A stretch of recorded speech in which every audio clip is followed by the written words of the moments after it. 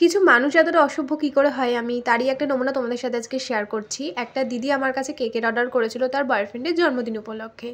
তো আমি তার থেকে অ্যাডভান্সও নিয়েছিলাম। যেদিনকে সে কেকটা দিতে বলেছিল ডেলিভারি, ঠিক টাইম মতো আমি তার কাছেই মানে ডেলিভারি নিয়ে যাই। তো দিদিটা আমাকে একটা কথাই বললো, দেখো আমাদের দুজনের মধ্যে অনেক বড় একটা ঝামেলা হয়ে গেছে, তার জন্য আমরা এখন কথা বলছি না। কেকটা যদি আমি এখন রেখে দিই তাহলে বেকার কেকটা নষ্টই হবে, কেউ কাটবো না যেহেতু। তো তুমি একটা কাজ করো, তুমি যেহেতু কেকের বিজনেস করো তোমার তো কেক বেরিয়ে যাবেই, তুমি কেকটা তোমার কাছে রেখে দাও আর হাফ টাকা যেটা আছে তুমি আমাকে আবার ফিরিয়ে দাও, অনলাইনে দিয়ে দাও। আমি বলছি না, কোনো মতেই এটা সম্ভবই নয়, কারণ আমরা যেহেতু হোম বেকার আমাদের তো আর দোকান নেই যে আমি অন্য কাউকে এটা দিয়ে দিতে পারবো, আপনাকেই কেকটা নিতে হবে। তারপরে তো অনেক আজে বাজে কথা, এইসব তো জানোই কিছু মানুষের মানে কথা যেরকম হয়। তো আমি যখন ফার্স্ট বিজনেস শুরু করি কেকের বিজনেস তখনের ঘটনা বললাম। তো যাই হোক, এই কেক দুটো তোমাদের কেমন লাগলো, দুটোই ফটো প্রিন্টের ওপরেই ছিল, কাস্টমাইজ ছিল। তো কেমন লাগলো ঝটপট জানিও, ভালো লাগলে লাইক কমেন্ট করে আমার চ্যানেলটা সাবস্ক্রাইব করে দিও। চলো টাটা।